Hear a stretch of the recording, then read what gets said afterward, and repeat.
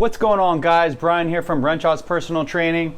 I know I haven't reached out to you guys in a while, but I'm back at it, making some quality videos for you guys. So what are we talking about today? We're going to be talking about biceps. I'm going to be sharing with you guys 3 variations of one of my favorite exercises called waiter curls or plate curls. This exercise is great for either a finisher or to really feel the outer head of the biceps doing the work. Keep in mind, when I do my programming myself, I like to switch up exercises every month to keep that variety factor in my training. I really feel like this helps shock my muscles and my body into further growth, especially as I age. Okay, so let's get right into it, guys. 3 variations of waiter curls to help those biceps get stimulated and to help with your gains. First one we're going to be showing here is your basic standing waiter curl. So keep in mind, when you're doing this movement, you don't want to go super heavy, okay? You want to go medium to lightweight and really focus on lifting your palms up towards the ceiling as you get that contraction. That's really going to bring out the deepest and most optimal contraction at the top of the movement, while you're keeping your hands basically parallel to the floor or ceiling, okay?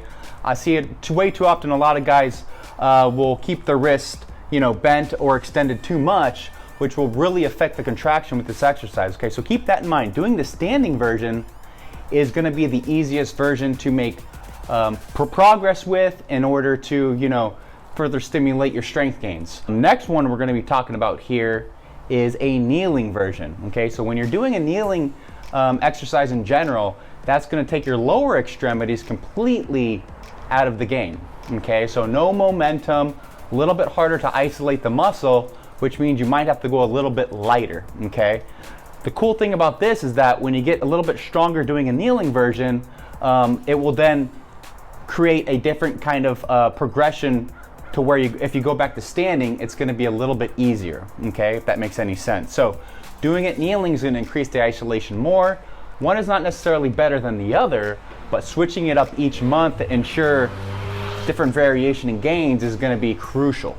And last but not least, guys, is going to be a incline spider waiter curl. I really like this one to bring out the peak the most and to really feel the contraction in the outer head of the biceps.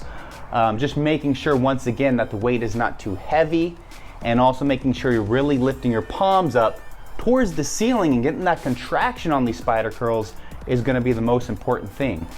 With this specific angle, you might not be able to allow that full stretch to come down all the way, because it might put the wrist at a very, I would say, kind of weird position, and that might cause your wrist to start to ache. So keep in mind, you might come down a little bit less, maybe 75% of the way, and just find a nice, comfortable range of motion to work with. So there you guys go. 3 variations of waiter curls. Once again, like I said, switching things up each month to keep things fresh and fun, but also, encourage progression in your own programming. So guys, let me know which exercise is your favorite down in the comments.